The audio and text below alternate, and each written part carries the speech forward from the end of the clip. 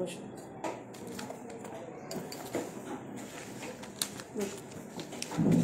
একটা এখানে চেয়ারটা সরিয়ে নিন আর ওখানে একটা চেয়ার দিন। এই পাশে একদিন বসুন।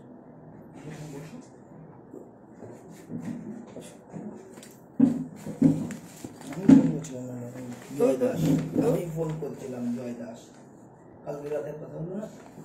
কোথা থেকে যেন বলো? সুভাষগ্রাম থেকে। ও আচ্ছা আচ্ছা, হ্যাঁ।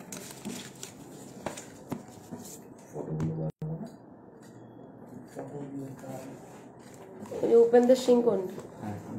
ও আচ্ছা আচ্ছা, আমার শালা। হ্যাঁ আমার শালা। শালা, আচ্ছা আচ্ছা। আপনি কি করেন? আমি ক্যাটারিং কাজ করি। ও আচ্ছা।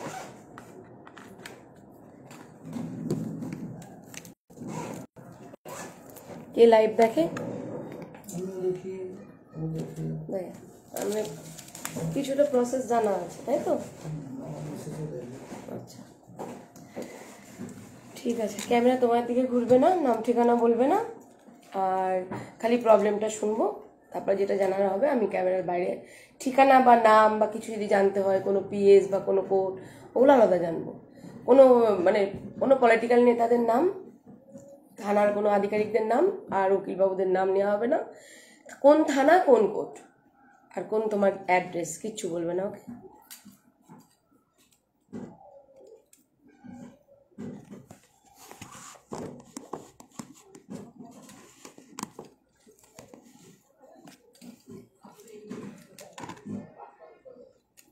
যাই হোক, সকলকে শুভ দুপুরের শুভেচ্ছা। সকল গুরুজনদের চরণে আমার শাশ্বত প্রণাম। আপনারা আমার প্রণাম গ্রহণ করবেন। ছোটদের জন্য অন্তঃস্থল থেকে অনেক অনেক ভালোবাসা, দুহাত ভরা আশীর্বাদ, আর আমার সমবয়সী যারা রয়েছে তাদের জন্য অনেক অনেক ভালোবাসা। আশা করি তোমরা সবাই ভালো আছো, আমিও ভালো আছি।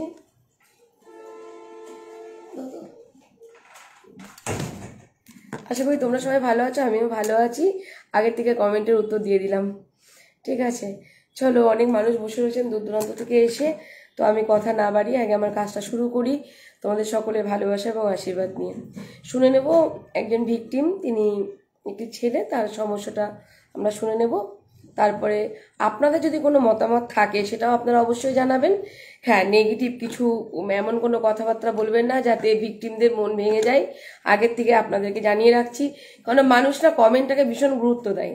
তো আমি যারা ভিকটিমরা এখানে এসেছেন তাদেরকে সকলকেই বলবো যে আপনারা ভালো কমেন্ট যেগুলো আপনাদের কাজে লাগবে সেগুলোকে গুরুত্ব দেবেন, আর যেগুলো আপনাদের সম্পর্কে খারাপ বলছে বা কিছু বলছে সেটা আমি বুঝে নেব, কারণ ওটা নিয়ে আপনাদের দেখতে হবে না।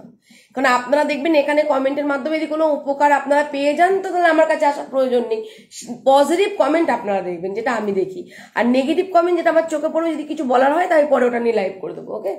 ঠিক আছে, বলো ভাই, কি অবস্থা? তুমি কি অবস্থা? জোরে বলবে, কার সমস্যা? জোরে।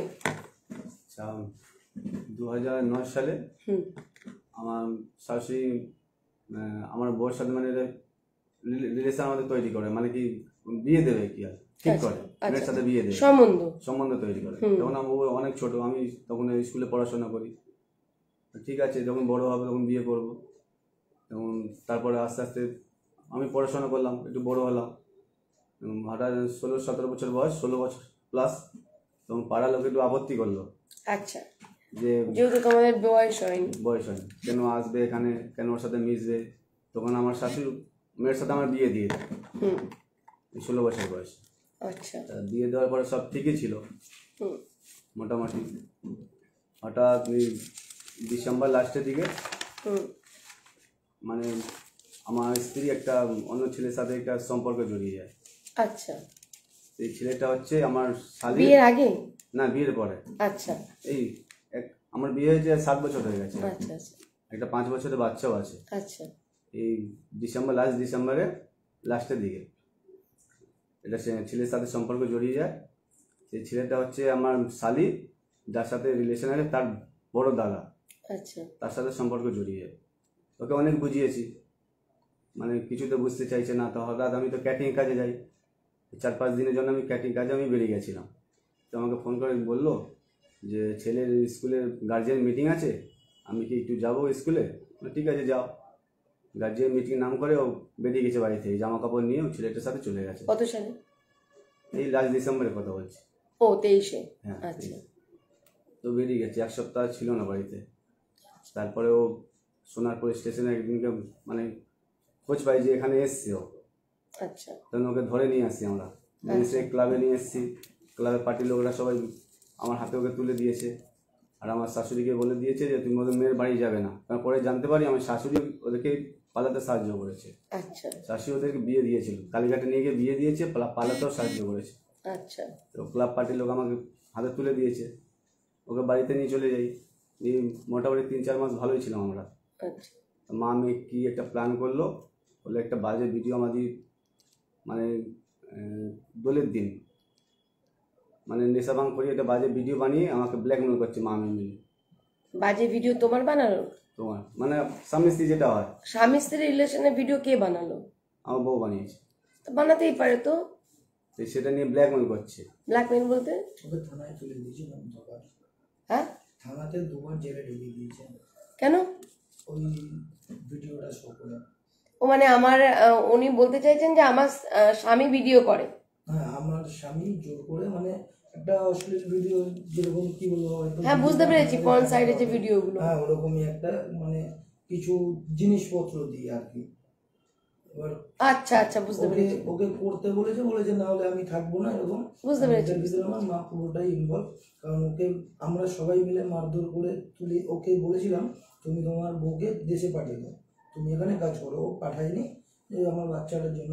এবার বাচ্চাটা যেহেতু এখানে সব কিছু করে, এবারে ওই কারণে ও পাঠায়নি। আমার মা টোটালি যাওয়া বন্ধ ছিল, বলে দেওয়া হয়েছিল যদি যায় তুমি বার করে দেবে, বা যদি কোনো দিন যায় সেই ক্ষেত্রে তোমার পাড়ার লোককে দিয়ে আমরা মার খাইয়ে পার করে দেবো, ও নিয়ে যেন কোনোদিন মার সঙ্গে কথা না বলে।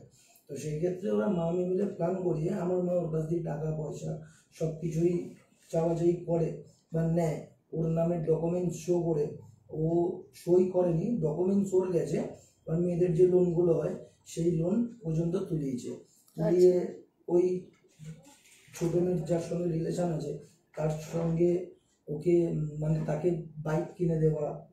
তারপরে ছোট বোনটারও এখনো বয়স হয়নি, ওর এই ঝামেলাটার কারণে যখন জানতে পেরেছে যে আমার মা এরকম পার করে দিয়েছে, আমি ঝামেলা করি। কারণ আমাকে আজকে প্রায় 2.5 বছরের কাছাকাছি বাড়িতে থাকতে দেয় না। আমি আমাকেও থাকতে দেয় না। কে হয় ওটা তোমার? আমার মা হয়। তোমার মা? আমার মা। তুমি নিজের শালা? আমি নিজের শালা। আচ্ছা। আমার মা থাকতে দেয় না, এমনকি আমার মিসেসও যখন প্রেগনেন্ট ছিল তাকে না খাইয়েও রেখেছে।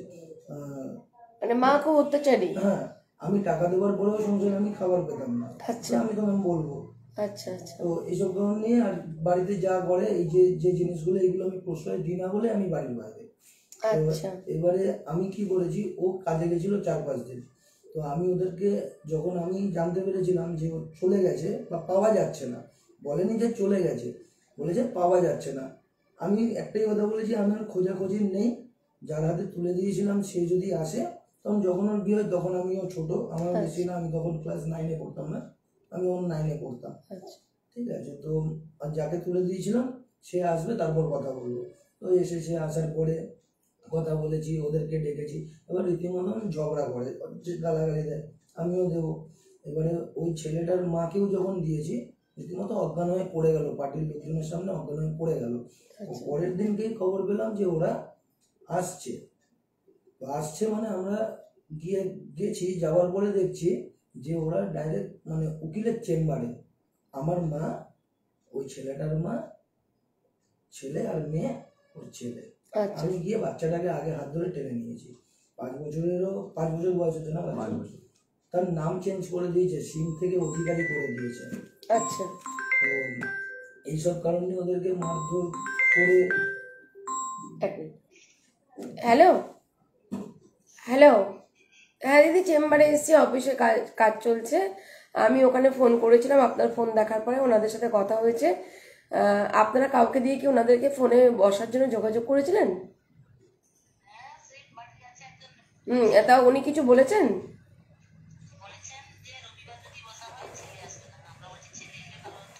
হ্যাঁ।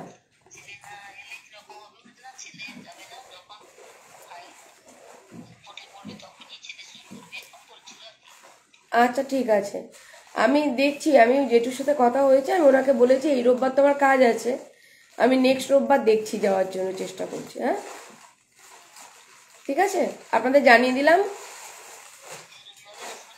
না না, এই রোববারে আসবো না, এই রোববারে কাজ আছে আমার। আমি বলে দিয়েছি ওনাকে, আমি বলেছি জেঠু আমাকে তো কিছু জানানো হয়নি যে এই রোববারে তোমরা বসবে। আমি তো তোমার সাথে কন্ট্যাক্ট করেছিলাম, তোমার জ্বর বলে তো আমি তোমার সাথে আর ডিস্টার্ব করিনি।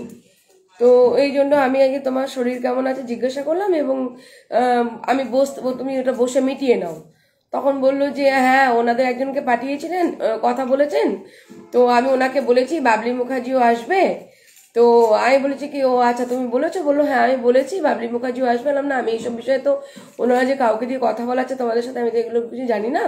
তবে আমি এই রোববারে বসলে তো, আমি তো বলছি এই রোববারে বসার তো ডেট হয়েছে। আমি বললাম কি এই রোববার তো জেঠু আমি যেতে পারবো না, তাহলে আপনারা যদি বসে নেন। বললো না তুমি এসো। তাহলে আমি নেক্সট রোববার আমি দেখছি, আপনি নেক্সট রোববারটাই ফাইনাল করুন। বললো আচ্ছা ঠিক আছে, হ্যাঁ ঠিক আছে, তাহলে রাখলাম। তাহলে নেক্সট রোববার আপনার মেদিনীপুর। ঠিক আছে, রাখলাম দিদি, ভালো থাকবেন। হুম হুম হুম, হ্যাঁ আপনিও ভালো থাকুন। হ্যাঁ হ্যাঁ, কাজ আপনার হয়ে তো গেছিল, আবারও কবে, এই কি আমার হ্যাপা 10 বার যাওয়াটা। ঠিক আছে ঠিক আছে।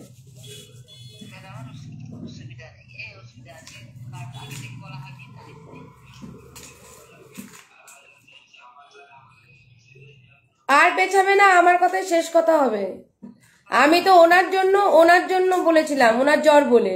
উনি যেহেতু বলে দিয়েছেন যে বাবলি, উনি তো ওনাকেও বলেছে যে বাবলি মুখার্জি ছাড়া বসবে না।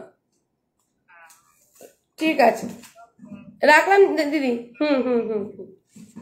হ্যাঁ তারপরে এবারে আমি ওই থানাতে গেলে বাচ্চাটাকে নিয়ে এলে, নিয়ে ওদেরকে মারধর করেছিল। তুমি আমরা পাড়ার লোক সবাই, ও পার্টির লোকও উপস্থিত ছিল। মানে মেয়েটাকেও 1-2 বার মেরেছে, ছেলেটাকেও মেরেছে, মেয়েটাকে ওর হাতে তুলে দিয়েছে, ওর নামে যে ডায়েরি করেছিল সেটাও তুলাতে বলা হয়েছিল, মেয়েকে তুলে দেবে। তারপরে ছেলেটাকেও বলেছিল যে ওর সঙ্গে মিশবি না, এমনকি ছোট মেয়েটাকেও বলা হয়েছিল যে ও এখন কোনো বয়স হয়নি, যেন না মেশে, যেন না ঘোরে। পরে যদি ওদের বয়স হওয়ার পরে যদি সেরকম রিলেশন থাকে তখন দেখা যাবে বা বিয়ে দিই। মানে তোমার যে ভাইজি? না, আমার বোন। হ্যাঁ আমার বোন। তোমার বোন? হ্যাঁ। বোনের তো বয়স হয়েছে। না, ছোট বোনের এখনো বয়স হয়নি। ও ছোট বোনের এবার প্রবলেম হচ্ছে, মানে এই বোন এনার স্ত্রীর সাথে কারণে ছোট বোনটাকে ছোট ছেলের সঙ্গে বিয়ে দিয়ে দিয়েছিল। আমি বার করেছি, করে শাখা সিঁদুর বানিয়ে ঘরে দিয়েছিলাম। আচ্ছা, আমার মা আর ওই ছেলেটার মা মিলে করেছে, যাতে কেউ কিছু বলতে না পারে। কত বয়স হয়েছে ছুটকির? মনে হয় ডেট অফ বার্থ মনে হয় 8-এ না 7-8-এ মনে হয়, ফেব্রুয়ারির এরকমই, আজ ফেব্রুয়ারির 8-এ, 8 তারিখ 2007 না 8 এরকমই ডেট অফ বার্থ আছে। 7 আছে না, এখনো বয়স হয়নি। আচ্ছা, আমি ঝগড়া শান্তি করি তো এইসব কারণ নিয়ে। এবার ওর কাছে টাকা পয়সা সবকিছু, রিমোটটা নেই।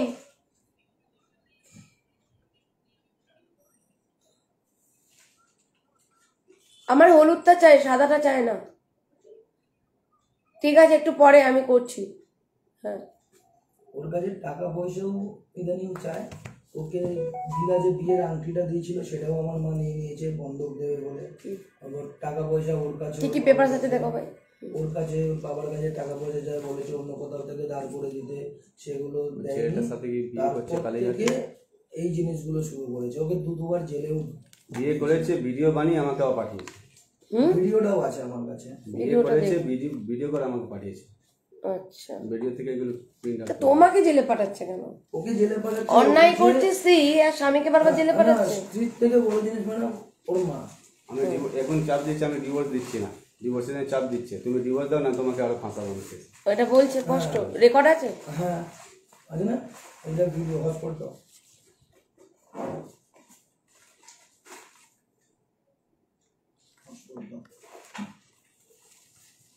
আর ওই যে থানায় যে কমপ্লেনটা করেছিল তোমাকে, যে থানাতে 2 বার তুলে নিল, যে ভিডিওটা নিয়ে গেছে, আমাকে থানায় কিচ্ছু জিজ্ঞেস করেনি, আমাকে শুধু এটা ঘরে বসিয়ে রেখেছে, কিচ্ছু জিজ্ঞেস করেনি আমাকে, কিছু জানে না যে কি করেছি, কিচ্ছু জিজ্ঞেস করেনি। কতক্ষণ বসেছিলে? একদিন 24 ঘন্টা। তুমি জিজ্ঞাসা করলে না? ওদের জিজ্ঞেস করছে যে আপনারা তুলে নিয়েছেন কিসের ইয়েতে, আমাকে কিছুই জিজ্ঞেস করলাম কোন কমপ্লেনের ভিত্তিতে আপনারা আমাকে তুলে নিয়েছেন, তুমি প্রশ্ন করবে না? ওকে জামিন করাতে গেছি আমি, আমার মামা, আমার ওর বাবা আমাকে উল্টো পাল্টা থানায় ঠেট দিচ্ছে। কেন?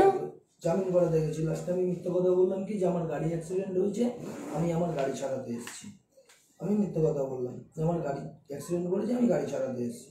তার আগে ওকে যেদিনকে সন্ধ্যাবেলা জেলে ঢোকায়, মানে থানায় তোলায় সন্ধ্যাবেলা, তো তার পরের দিন সকালবেলা আমাকে ফোন করে থ্রেট দিচ্ছে, তোর ভগ্নিপথকে তো জেলে ঢুকিয়ে দিয়েছে, এবার তোদের পালা। তা আমি তখন আবার বললাম, তা আপনি আমার জন্য কোন জেলটা রেডি করছেন করুন, নাহলে আমি আপনার জন্য একটা রেডি করবো। বলে আমি মানে অফিসারকে বললে? না, আমার মাকে। ও মাকে, মা বলছে তোমাকে? আচ্ছা, তো আমি আমার মাকে এই কথাটা বলেছি। কারণ ওরা চায় না আমি ওকে সাপোর্ট করি, আর আমি কেন ওকে সাপোর্ট করবো না? ওর কোনো দোষ নেই, কিছু নেই, ভালো ছেলে। ও এখানে থাকে, ওর বাবা আর বাচ্চাটা আর এই ছিল। আমি একটা জিনিস দেখবো যে কোনো কষ্ট আছে কিনা। আমি যখন নিজে দেখতে পাচ্ছি ওর কোনো কষ্ট নেই, তাহলে আমি কেন ওকে সাপোর্ট করবো না? তাই তো, সকালবেলা এটা মানবিকতা। সকালবেলা যদি মুখ ফুটে কিছু চায়, সন্ধ্যাবেলা ও কিনে নিয়ে আসে বা নিজে নিয়ে যায় কিনে দিতে। খাবার পরার কোনো অভাব হয় না, জামা কাপড় যেটা চাইছে সেটা এনে দিচ্ছে। আমি কেন ওকে দোষ দেবো? আমি আমার মায়ের দোষ দেবো? তুমি সংসার করার জন্য যখন পাঠিয়ে দিলাম। তো যখন তোমাদের ওই সবাই মিলে মারা হয়েছিল, সেই সময় তো থানায় কমপ্লেন হয়েছিল? হ্যাঁ, থানায় ওনাকে ডাকা হচ্ছিল। উনি আবার ওই ছেলেটার বাড়িতে ঢুকে বসে আছে, ওখান থেকে পার্টির লোক বার করে নিয়ে এসছে। ওই ছেলেটার বাড়ি থেকে বের করে নিয়ে এসছে, তাই তো? এই ছেলেটার বাড়ি থেকে। বুঝতে পেরেছি, হ্যাঁ। এটা বিয়ে হচ্ছে কোথায়? এটা ওই কালীঘাট বা কোথাও করেছে। এর মা এর বাবার সঙ্গে থাকে না, কিন্তু এর বাবা কিন্তু খুব ভালো। আচ্ছা, দুটো কেস হয়েছে, একটা হলো মারপিটের আর একটা হলো ভিডিও, তাই তো? ভিডিওর কেস করেছে ওর নামে। দুটোই জামিন নেওয়া হয়েছে? দুটোই জামিন হয়েছে। ওই জামিন নেওয়ার যে কাগজ আছে, জামিনের কাগজগুলো নিয়েছো? না, শুধু এটা সই করেছিল, আর তো কাগজ দেয়নি কিছু। কাগজ দেয়নি? কাগজে সই করিয়েছে। জামিন হয়েছে তার একটা রিসিপ্ট নিয়ে। মৌরি থেকে জামিন করানো হয়েছে। বেলের যে কাগজটা, বেল হলে তোমার মৌরিকে ফোন করো, বলো বেল হয়েছে আমার, তার পেপারসটা কই, বেল পেপারটা। মৌরি তো ওদের সাথে মিলে আছে শাশুড়ি। মৌরি শাশুড়ি নিজে ডাইরেক্ট ফোন করে না, মৌরিকে দিয়ে ফোন করে আমার কাছে, তুমি ডিভোর্সটা দাও না, তোমার নামে 498 আর অন্য কেস দিয়ে দেবে। আচ্ছা, এখন তুমি কি চাইছো? আমি আমার বাচ্চাটাকে চাইছি, ও আমার সঙ্গে থাকবে না থাকবে সেটা ওর ব্যক্তিগত ব্যাপার। বাচ্চার বয়স 5 বছর বয়স। কিন্তু ওদের তো প্ল্যান আলাদা হয়ে আছে। আমি যেটা শুনেছি যে এর সঙ্গে ওরা দুজনকে, মানে দুটো ফ্যামিলিকে মেনে নিয়েছে। এবারে এর মা বলে যে আমি মেয়ে নেব, বাচ্চা নেব না। আর আমার মা বলে যে বাচ্চাটাকে আমার মা মানুষ করবে। আর আমি সেই বাচ্চা যখন ওর মার কাছেও থাকবে না, তাহলে ওর বাচ্চা ওর কাছে যাক। অ্যাকচুয়ালি এটাই নিয়ম। তাহলে হয় তুমি যদি মানে ইনি যদি নেয় এনার কাছে থাকবে, আর ইনি যদি না নেয় তাহলে বাবার কাছে থাকবে। কিন্তু ও নেওয়ার পরে বাচ্চাটার কোনো ক্ষতি হলে তখন দায় আমার মায়ের। বাচ্চাটা নেওয়ার পরে, কারণ বাচ্চাটা টোটালি পড়াশোনা আপাতত সবই বন্ধ হয়ে গেছে। আচ্ছা, খাওয়া দাওয়াও বাদ চলে গেছে। পাড়া প্রতিবেশী কি বলছে? পাড়া প্রতিবেশী সবাই আমাদের সঙ্গে রয়েছে, ওইদিকে কেউ নেই। মানে এমনই আমার শাশুড়ি কেউ মুখ লাগাতে চায় না, প্রচন্ড গালে লাগাতে চায় না। তুমি হটস্পটটা দাও, ইয়ে দেখো, ভিডিওটা দেখাবো। ভিডিওটা তো আমার কাছে তো আছে, দেখো। একই ছবি তোলা আছে। আর কি কি আছে পেপার? এই ফটো ছাড়া কেসের পেপার কিছু, নো কমপ্লেন কপি?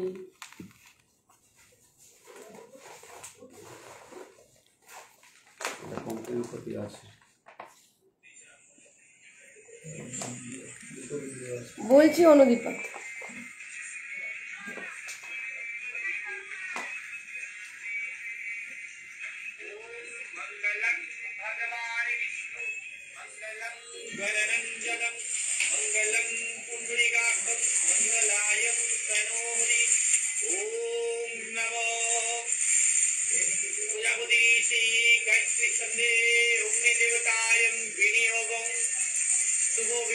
এটা আমাকে হোয়াটসঅ্যাপ করে দাও।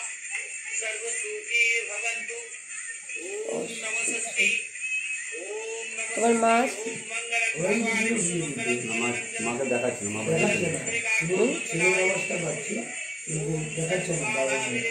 মা বিয়ে দিয়েছে, ওই মেয়ে স্বীকার করেছে অডিওতে। আমাদের কাছে এরপর তো খোরপোশ দাবি করে দেবে, ইমিডিয়েট মীমাংসা দরকার। আর মীমাংসা তার থেকে আরেকটা বড় জিনিস হলো যে ও ডিভোর্স না দিয়ে ওই বিয়েটা কি করে করবে। এটাই তো প্রতিবাদ। ছেলেরা করলেই এখন দোষ হচ্ছে, মেয়েদের করলে কোনো দোষই হচ্ছে না, কোনো প্রতিবাদ নেই। ওই দীর্ঘ ওই ভিডিওগুলো পাঠিয়ে দেবো হোয়াটসঅ্যাপে। তুমি আমাকে হোয়াটসঅ্যাপ করবে ভিডিওটা। আর কি পেপারস আছে তোমার? আচ্ছা, এটা কমপ্লেন করেছিলাম আমার শাশুড়ি নামে, মানে আমার বউকে দিয়ে করেছিলাম যে সংসার করতে দিচ্ছে না, আমাদের নানা রকম হেনস্থা এটা general diary, general diary GD হয়েছে। তারপর জিডিটা এফআইআরটা কেটে দিয়েছে, যে জিডিতে আছে, দেখেছো তো? এটা জিডি নাম্বার।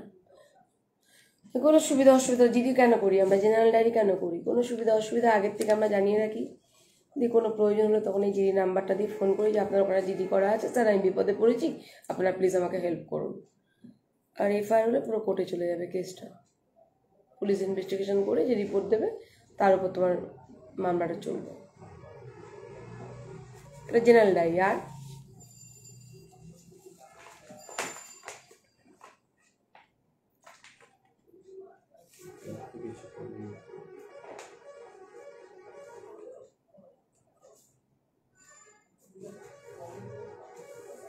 কমপ্লেন করছিল তোমার নামে করেছে, ওদের কাছে করে আছে। তুমি তো কমপ্লেন করো নি, শুধু বেল অর্ডার দুটো এবার যদি ইয়ে তৃণমূলের কাছ থেকে নাও তাহলে তুমি পেতে পারো বেল অর্ডার দুটো। তুমি বলো যে আমি ওই যে ভিডিওটা নিয়ে ব্ল্যাকমেল করা হচ্ছে, ওই ভিডিওটা কার ফোনে তোলা হয়েছিল? আমার বউর ফোনে। বোর ফোনে। এবার কমপ্লেনটা কি হয়েছিল ওইটা আমার দরকার। কি কমপ্লেন করে সেটা আমি জানি না। সেটা তুমিও জানো না। শারীরিক অত্যাচার হিসাবে কমপ্লেন করেছে, যেটা আমার মা পাড়ায় লুটিয়ে বেরিয়েছে বা আমার মিসেসকে ভিডিওটা দেখিয়েছিল, আমার মিসেসও আমাকে বলেছিল।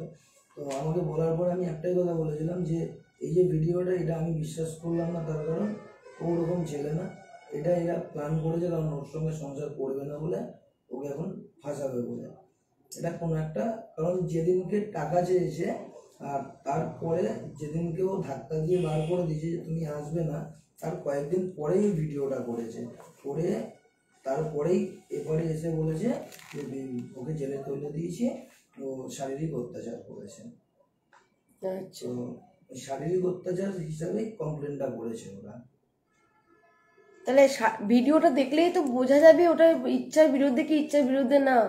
সেটাই একটা ভিডিও দেখলেই তো ওখানে বোঝা যাবে যেটা আমার ইচ্ছার কাছে বিরুদ্ধে কি সবথেকে বিরুদ্ধে না। একটা কথা হচ্ছে, আমি যদি আমার ওয়াইফকে টর্চার করবো তাহলে আমি তো সেটা আমার ফোনে রেকর্ড করতে পারি, অথবা আমি রেকর্ডিংটা করবো কিসের জন্য?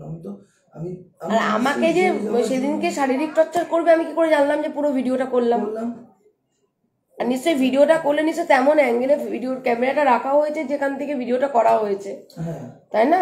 তাহলে আগের থেকে এটা পরিকল্পনা ছিল, নাহলে ভিডিওটা করে কি করে হলো? কি করে হলো আমি এটাই কাউকে বুঝিয়ে পারছি না যে এর কোনো দোষ নেই।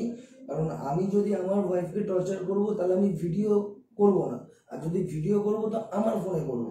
আর বুঝতে পেরেছি, মানে ভিডিওটা করার পরে ওই ভিডিওটা নিয়ে ওকে ব্ল্যাকমেল করা হচ্ছে বা ও কিছু করে দেবে বলেছে, দিয়ে এই ভিডিওটা করেছে, এই কমপ্লেনটা হয়েছে, তাই তো? হ্যাঁ করে ওকে চলিয়েছে যে কিন্তু ফোনটা ওর। আচ্ছা, ভিডিওটা দেখলেই তো বোঝা যাবে যে কার ক্যামেরার দিকে নজরটা আছে। সেটাই তুমি ধরো যে এখানে ক্যামেরা চলছে তুমি জানো না, ঠিক আছে, আমি একমাত্র জানি ক্যামেরা চলছে, তুমি কি করে জানবে? আমি তো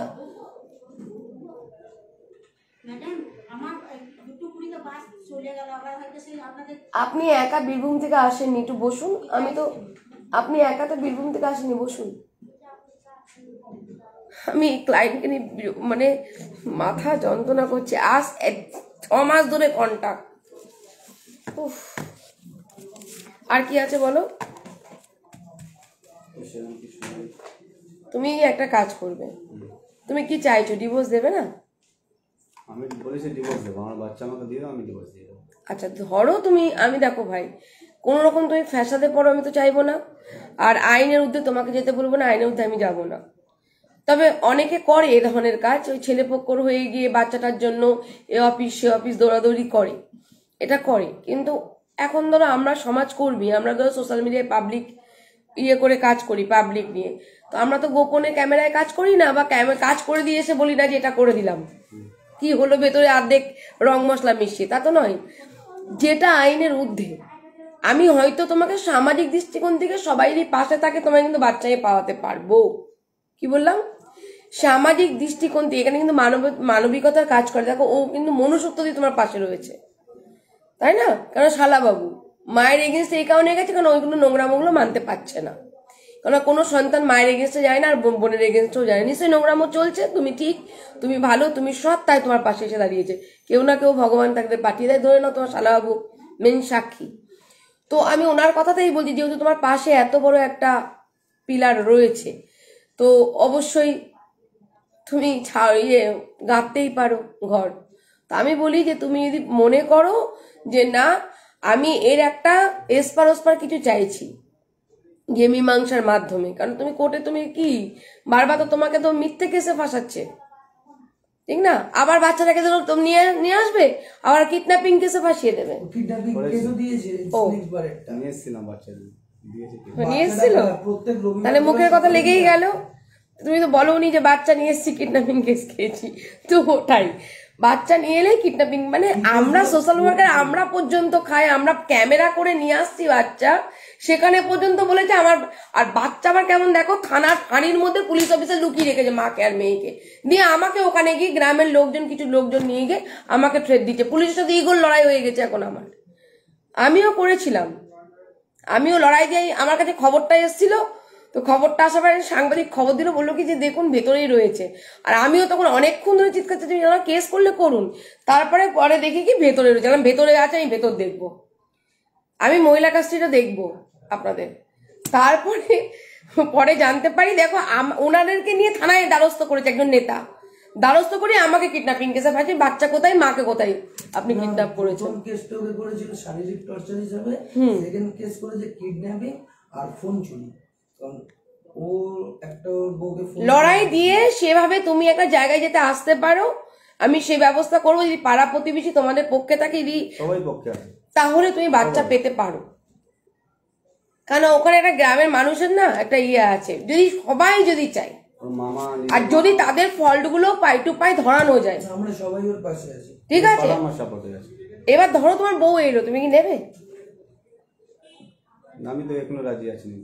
ও তাহলে ঠিক আছে, কারণ আমাদের তো অপশন দিতে হবে। কারণ দেখো এখন ওদিকে ডিভোর্স করিয়ে বাচ্চা তুমি নিয়ে নেবে, এটা আমরা বলতে পারি না। দেখো আমি বলতে পারি না, ঠিক আছে? আমি বলবো যে আপনি যে কাজটা করছেন এটা অন্যায় করছেন, আপনি স্বামীর ঘর করবেন, নাহলে বাচ্চা দেবেন। মানে আপনি নোংরামো করছেন, কালকে বাচ্চাটাকে দিয়ে নোংরামো করাবেন, এটা একটা প্রশ্ন আসতে পারে। সোজা সবটা বলে দিলাম এখানে, এই লড়াইটা আমরা দিতে পারি। এবার তোমরা বলো কি করবে।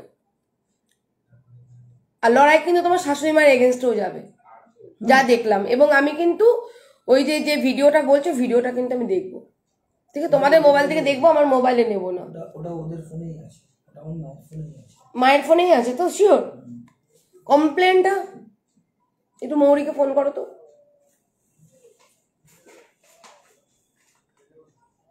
ফোন করে বলো একটা দিদির সাথে কথা বলতে, আমি কথা বলছি। ও তো বারবার ফোন করে তো বলছে ডিভোর্সের কাগজটা কি হবে, ডিভোর্সটা কবে ফাইল হবে। বলবে আগে মীমাংসা হোক, নাহলে আবার আজকে তুমি চলে যাবে, কালকে আবার চলে আসবে, দিয়ে ওর নামে খোরপোশের মামলা করে দেবে, তাই না? তো বিয়ে করে ফেলেছে, তুমি বাচ্চাটাকে রেখে বিয়ে করে দিচ্ছ, ও পাবে না খোরপোশ, তোমার কাছে প্রুফ আছে, কিন্তু বাচ্চাটা পাবে। আর বাচ্চা পেলে তো মায়ের কাছেই যাচ্ছে, টাকাটা তো মায়ের কাছেই যাচ্ছে। বাচ্চা তো মা দেখছে না, মা ওখানে বলবে যে আমি বাচ্চা দেখবো, হ্যাঁ দেখবে না, সেটা তোমরা জানছো। এবার কোর্টে কি বলো, কোর্ট কি উকিল বাবু জজ সাহেব কি হেঁটে হেঁটে সব দেখতে আসবে? যা প্রুফ পাবে তাই, যে বিয়ে তুমি যে বিয়ের প্রুফটা রেখেছো তাই তুমি বউ খোরপোশ পাবে না। এটা না দেখাতে পারলে তোমাকে বিয়ে প্রুফ করার জন্য আমার ছুটে ছুটে বেড়াতে হতো যে সত্যি বিয়েটা করেছে। কেন কারোর সাথে কারো পাশাপাশি ছবি দিলে তো বউ হাজব্যান্ড ওয়াইফ হয়ে যায় না, না? তো সেটাকে আবার প্রুফ করতে হবে। আবার এখন অনেক উকিল বাবুরা বলে কি বাচ্চা হবে তারপরে, ঠিক আছে? মানে বাচ্চা হওয়ার পর বিয়েটা প্রুভ হবে আর কি, মানে বাবার খাতায় ওই নামটা লাগবে বাবা হিসাবে। সে অনেক অনেক হ্যাপা। কল্যাণ মুখার্জি। নাম বলতে মানা করছে, তারপর তোমরা নাম বলছো।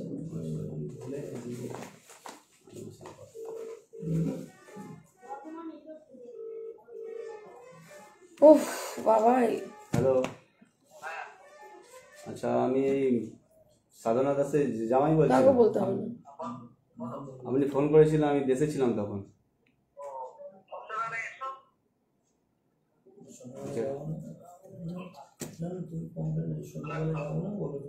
হ্যালো, কি কি বলছে আমার শাশুড়ি? কিছু বলছে? আরে আমি ডিভোর্সের জন্য ফোন করছে না। হ্যাঁ, সুভাষগ্রাম থেকে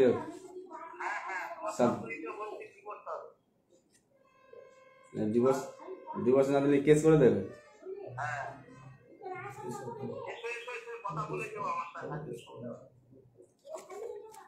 কি কি কথা বলবো? পুরো ওইদিকে টাকা খাচ্ছে। ও তোমার উকিল ওদিকে টাকা খাচ্ছে, তাই তো? কি লাগে মুহুরি মৌরি, তা তোমরা মৌরি ধরো কেন গো? মুড়ি ধরে আর তখন তো আমরা কেউ ছিলাম না, ওর বাবা গিয়ে জামিনের জন্য ওটা করিয়েছে। সোনারপুর থানার সামনে বসে, চিঠি পিটি লিখে দেয়। বুঝতে পেরেছি। ওরা নিজে ফোন করছে, এনাকে দিয়ে ফোন করাচ্ছে। ঠিক আছে, তো তুমি কি চাইছো বলো? আমি তো বাচ্চাটা চাইছি। বাচ্চার জন্য তো আমরা বলে দিলাম, দেখো তোমাকে ওই আগে দিতে পরে মিঠো, ওই গিয়ে তুমি বাচ্চা দিয়ে দেবো বলে এখন ক্যামেরাটা অফ করে বলে দিলাম যে ভাই তুমি বাচ্চা পেয়ে যাবে, তারপর তোমাকে নিরাশ করে দিলাম। আমি তাহলে আমি চেষ্টা করবো হার্ড অ্যান্ড সোল। তোমার বউ যদি তোমাকে বলে আমি সংসার করবো, তোমাকে যদি বউ যদি বলে সংসার করবো, তাহলে তোমাকে নিতে হবে। এবার সেখানটা আবার ওখানে বিয়েটা করেছে, সেটা আবার ওই গ্রাম্য সভায় লিখিত পরিত করে একটা কাপ পেপারস রাখতে হবে পার্টির নেতাদের মাধ্যম দিয়ে। ঠিক আছে, এটা ছোটটা আর আমার মা, তোমার মায়ের তো হবেই, তোমার মাই তো মেন কাণ্ডারি। দুজন। তোমার মাকে ধরেই তো এটা হবে। আমার মা আর ওই ছেলেটার মা, দুজন। ঠিক আছে, তোমার আমি তোমার মাকে ধরবো। একদম। আমি এই ছেলেটার মাকে তো পরে কান টানলে মাথা আসে, আমি প্রথমে ধরবো তোমার মাকে। তোমার মা কি করে, একটা দুটো বাচ্চা আছে, সেই তার ঘরের মেয়ে, তিনিও একজন নারী, তাহলে দুটো বাচ্চা আছে, একটা কন্যা সন্তান পুত্র সন্তান, তারও তো একটা কন্যা সন্তান পুত্র সন্তান আছে। তো সে কেন আজকে তার জামাইকে ডিভোর্স, জামাইয়ের সাথে ডিভোর্স, আজকে কেন ডিভোর্স করাচ্ছে? আজকে কেন ডিভোর্স করাচ্ছে? বিয়ের আগে কেন ডিভোর্সটা করালো না? ওর কাছ থেকে যখন তখন সব টাকা নিয়ে নিয়েছে। ওর কাছে কিছু নেই। আমি যা এতদিন কেটেছি আমার আইডি দিয়ে লোন তুললে তো হাজব্যান্ড আইডি লাগে, আমার ওয়াইফের আইডি, আমার আইডি কখন নিয়ে লোন তুলছে আমি নিজেও জানি না। ওই লোন তুলতে গিয়ে নমিনি লাগবে, আমি কাজ করছি, আমার কাছে গেছে নমিনির জন্য, আমি নমিনি দেবো না, সেটা নিয়ে এসে আবার আমার স্ত্রীর সঙ্গে ঝগড়া লাগিয়ে দিয়েছে। বুঝতে পেরেছি। ধরো তুমিও থাকবে ওর সাথে। আমি তো থাকবো। কি বলছি শোনো, বলছি ধরো আমরা বাচ্চাটার জন্যই চেষ্টা করব, এটা একদমই তাই, কিন্তু আর তাছাড়া যে অন্যায়টা তোমার সাথে হয়েছে বা ইন ফিউচারে যাতে না হয় এরকম বারবার, সেটার একটা ব্যবস্থা করা হবে। এক, দ্বিতীয় কথা হলো কি, যেটা হবে নিট অ্যান্ড ক্লিন, যা হবে কোর্টের পেপারে, যদি আসে তাও, যদি যাই তাও, যদি মেয়ে পাও তাও, যদি মেয়ে না পাও ছেলে ছেলে। হ্যাঁ ছেলে। ওই ছেলে, তাই তো? একটাই ছেলে? ওর একটা ছেলে, আমার একটা মেয়ে। ও তোমার একটা মেয়ে, আচ্ছা। ছেলে যদি না পাও, দেখছি কিভাবে কি করা যায়। অ্যাকচুয়ালি তো আমি তো আইনের ঊর্ধ্বে যেতে পারি না। 7 বছর পর্যন্ত বাচ্চা মায়ের কাছে থাকবে, 7 বছরের ঊর্ধ্বে হয়ে গেলে বাচ্চা ডিসিশনে সবকিছু হবে। তো যদি এখন পাড়া প্রতিবেশী সকলে মিলে, লোকাল নেতৃত্ব সবাই যদি সাথে থাকে তোমার, যে তোমার সাথে যে এমনি অন্যায় হয়েছে তোমার সাথে হওয়া অন্যায়ের প্রতিবাদে, সেটা বাচ্চাটা নষ্ট হতে পারে, বাচ্চাটা ভবিষ্যৎ নষ্ট হতে পারে, এইসব গ্রাম্য সভাতে চিন্তা ভাবনা করে তোমার দিকে যদি বাচ্চারা দিয়ে দেয়, কারো কিচ্ছু করার ক্ষমতা নেই। কারণ ওদের তো রাজি করিয়ে বাচ্চা নিতে হবে, আমরা তো জোর করে ছিনিয়ে নেবো না। আর তখনই লিখিত পরিত করতে হবে উকিল বাবুর মাধ্যমে। হ্যাঁ, তবে একটা কথা বলো, যদি এরকমও হয় যেন মা দেখতে পায়, যদি মা বাচ্চা দেখতে, যেমন বাবার যেমন রাইট আছে বাচ্চা যেমন দেখার, মাও যেন দেখতে পায়। কারণ বাচ্চা যেন কখনো বাবা আর মা, মানে আমি একদম মানে কি বলতো নিখুঁত কাজ করব, যাতে আজকে তোমার ক্ষেত্রে তোমার ছেলেটাকে পাইয়ে দেবো, আর একজনের ক্ষেত্রে বলবো তুমি ছেলে, একটা মেয়ে এলে বলবো যে আমার সন্তানকে নিয়ে, সেখান থেকে আমার সন্তান নিয়ে দেবো, তা নয়। আমি একদম নিরপেক্ষতার সাথে। বাচ্চাটাকে তো দেখছে না তো মা, ও বাচ্চা খেলছে, ও চলে দেখো আমি এই কিছুদিন আগে গণেশ বলে একটা ছেলে, আমি বাচ্চাটা মাটা নেবে না বলেছিল, ঠিক আছে, অ্যাকচুয়ালি পায়ে মা, এই রিসেন্ট কাজটা করেছি। তো আমরা থানায় গেলাম, থানা থেকে বড়বাবু এবং থানার আরো একজন অফিসার ওই বাবার হাতে বাচ্চাটাকে তুলে দিল থানার ভিতর থেকে। তখনও মেয়েটাকে যে লিখিত নেওয়া হলো, ওখানে লিখিত করতে বললো, লিখিতটা আমাকে রাখতে বললো, লিখিতটা ওই ওই ছেলেটাকে দিতে বললো, দুই পক্ষেই লিখিত হলো। দিয়ে কি লিখিত, বাচ্চা নেবে না, মা লিখলো বাচ্চা নেব না। দেখো এইবার বাচ্চাটা নেবে কিন্তু তার মেয়েটার মা এখন জামাইকে আদর আপ্যায়ন করছে, তুমি আমাকে বাচ্চাটা দাও নাহলে আমি মরে যাবো। কিন্তু তার বউ যে অন্য জায়গায় ঘর করছে সেখানে কিন্তু কোনো প্রতিবাদ করছে না শাশুড়ি, ঠিক, শাশুড়ি কোনো প্রতিবাদ করছে না। শাশুড়ি কিন্তু জামাইকে ধরে রেখেছে শুধুমাত্র বাচ্চাটার জন্য। এবার সেই চালটা যখন বুঝতে পারা যায়, বাচ্চাটাকে যখন আমি বলি যে বাচ্চাটাকে যখন মেয়েটা যেখানে বিয়ে সেখানে খোঁজ করলাম, ওখানে গিয়ে দেখি কি যে ও বাচ্চা নিল না, বাচ্চাকে দুধ পর্যন্ত দিচ্ছে না। আমি বলছি যে বাচ্চাটা কাঁদিল, বাচ্চাটাকে দুধ দাও। সেই বাচ্চাটার জন্য ওই ছেলেটার কাছ থেকে আবার কেড়ে নেওয়া হলো। কি করে বলো? ওই যে বললাম আমি এনে দিলেও তুমি রাখতে পারবে না, ঠিক আছে, কিন্তু আমি তো নিখুঁত কাজ করেছি সমাজে, আমি তো কোনো ভুল কাজ করিনি। গ্রামের সকলের সহমতে থানার পুলিশ অফিসার নিজে বাবার হাতে তুলে দিল। ও কি বললো, থানায় ঢুকে আমার মায়ের কাছে থাকবে বাচ্চা। বলো না, তোর মায়ের কাছে থাকতে পারে না, তুই মা, হয় মায়ের কাছে থাকবে না বাবার কাছে থাকবে, তুই নিবি। বললো না আমি নেবো না, বাবাকে দিয়ে দিল বাচ্চাটা। থানার বড়বাবু বাচ্চাটা দিয়ে দিল, কারণ নিল না তো। এবার থানার বড়বাবু জানে যদি মা যদি কোনোদিন আবার দাবি করে পাবে, মা আবার দাবি করেছে কোর্টে, বাচ্চা পেয়ে গেছে। আমি যে তোমাকে ফাঁকিবাজি কাজটা দেব, আমার সম্মান থাকবে না ভাই, আমার সম্মান সবার আগে। আজকে ধরো আমি বলে দিলাম যে বাচ্চাটাকে আমি ভুলিয়ে বালিয়ে বা পটিয়ে পাটিয়ে বা বকে টোকে বা ক্যামেরার বাইরে গিয়ে একটু ধমকে চমকে বাচ্চাটাকে দিয়ে দিলাম তোমাকে, আছে এই পয়েন্টটা দেখি আমি করতে পারবো। কিন্তু আবার যখন কোর্টের অর্ডার নিয়ে যখন বাচ্চাটাকে নিয়ে যাবে, তাহলে আমি কি কাজ করলাম আমাকে বোঝাও। আমি তো তোমাকে জাস্ট ঠকালাম নিজের স্বার্থসিদ্ধির জন্য। লোকের সামনে দেখিয়ে দিলাম বাচ্চা তোমাকে দিয়ে দিলাম, আমি চলে এলাম, কদিন পর 6 মাস, 1 মাসও লাগবে না, 2 মাসও লাগবে না, বাচ্চাটাকে তোমার আবার কোর্টের অর্ডারে তুমি পেয়ে যাবে, তার মা দিয়ে আবার খোরপোশের মামলা করবে। তা তুমি আমার কাছে এসেছো একটা সামাজিকভাবে সমস্যার সমাধান করার জন্য, আমি তোমাকে আরো জর্জরিত করে দেবো। এদিকে তুমি বাচ্চা নিয়ে নিয়েছো তার জন্য মামলা করবে, আবার তারপরে আবার খোরপোশের মামলা করবে। তাহলে যাই হোক না তাই না, মীমাংসাতে এটা হবে যে তোমার কাছে যদি বাচ্চা থাকে তাহলে আমি খোরপোশ দেবো না, তুমি রাজি, তাহলে তোমাকে ডিভোর্স দেবো। প্রথমে তোমার অপশন বাচ্চা বউ, ঠিক আছে, যদি বাচ্চা বউ এলো ভালো, তাহলে এই দিকটা আবার লিখিত পরিত করতে হবে, আর তোমার মায়ের সাথে সম্পর্ক কাটা করতে হবে। আমি যেটুকু করে দেবো আমি তোমাকে নিট অ্যান্ড ক্লিন বলছি, আমি এখন ওই ভেতরে রেখে দেবো, তোমাকে কাজটা নিয়ে নেবো, দিয়ে তোমাকে পরে বলবো, আমি তা করবো না। আমি তোমাকে পরিষ্কার পরিচ্ছন্ন জানিয়েছি ভাই আমি এইটুকু পারবো, আসলে পুরো দেশে পাঠিয়ে দেবে, যেটা করতে পারবো আমি নিখুঁত কাজ করে দেবো, কিন্তু আমার কোনো ফল্ট কেউ খুঁজে পাবে না। যদি সম্পর্ক হয়ে যায় তাহলে তোমার মায়ের সাথে সম্পর্ক কাটা, যে মা মেয়েকে বেঁচে দেয় বারবার আর জামাইকে এরকম করে ব্ল্যাকমেল করে থানায় তুলে দেয়, তো সেরকম মা থাকার থেকে না থাকা ভালো সম্পর্কের মধ্যে। আমার নামে 4-5 বার ডায়েরি করে এসছে থানায়, যে নিজের ছেলের নামে করতে পারে, ঠিক আছে। তুমি ওই জন্যই বললাম যে বলো, তুমি যদি লড়তে পারো আমি তোমার জন্য আছি, তবে যা বলবো মুখে তাই করে দেবো ভাই, নিখুঁত, মানে তোমার এস পার হলেও ভালো হবে, ওস পার হলেও ভালো হবে, নিখুঁত কাজটা করে দেবো।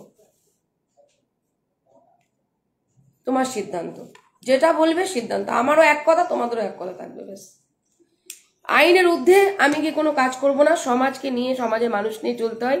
আমি গোপনে লুকোছাপা করে, এই একটু আগে একটা খবর এলো আমার কাছে যে অ্যাকচুয়ালি বাচ্চাটা পাবে মা, কিন্তু একজন সমাজসেবিকা চাইল্ড দপ্তরে গিয়ে সে বলে এসছে বাচ্চাটা তাকে বাবার কাছে থাকবে।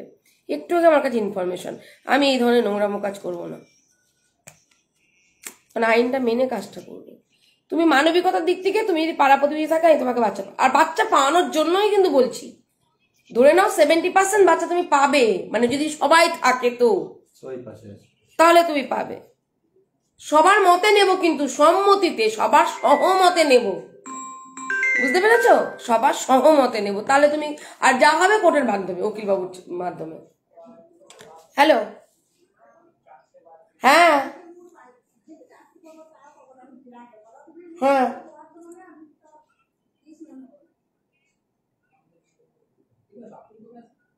করবো না, তুমি একটু বাইরে রাখতে বলবো, বলো বাইরে যান, আমি কথা বলবো। আচ্ছা, কখন আসবে? এখন এসো না বোন, প্রচুর ভিড়। হ্যাঁ হ্যাঁ, তুমি ওই সন্ধ্যে 7টা নাগাদ আসো। ঠিক আছে, ওকে। হুম হুম। ওর ওইটার পরে তো পার্টি থেকে আমাকে বলেছিল সুকেন এসেছে। কথা বলবে একটুখানি ওর সাথে?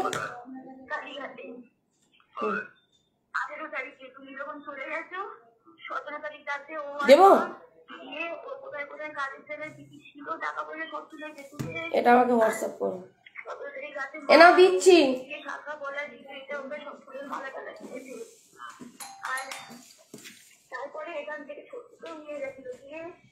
এই সুকেন আছে না এখানে? এ সুকেন, ও আচ্ছা, এলে বলবেন তো কল করতে। দাঁড়াও, আসুক, আমি দিচ্ছি।